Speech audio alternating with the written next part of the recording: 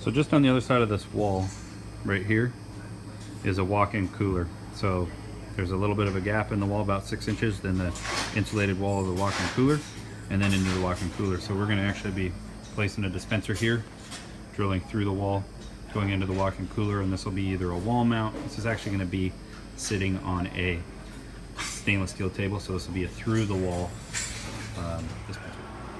So this is an example of the 6-product bottoms up dispenser with a wall mount tap display. Again, this is the wall of the walk-in cooler. You've got the beer lines just shooting straight through the wall. This down here is a miniature, what I call power pack.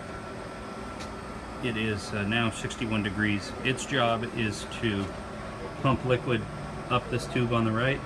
It goes into the beer lines that are over there, circulates through the entire beer lines, through the dispenser, back into the power pack, recirculating that cold liquid to keep the beer that's in the beer line and outside of the cooler here at the appropriate temperature. So that's set to about 30 degrees. Again, this is a 6-product system, walk-in coolers just on this side. So this is inside the walk-in cooler. You can see that the beer lines are coming through right here. They loop up, and then this is a 6-product manifold. It's a CO2 manifold. So we have CO2 coming in from a bulk tank. We'll set the pressure to between 12 and 15 psi. This shutoff will be turned on, and these can be used to individually turn on and off the individual beer lines.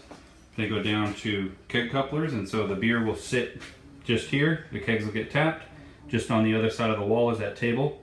So the beer that's outside this cooler is kept cold by that power pack we showed earlier.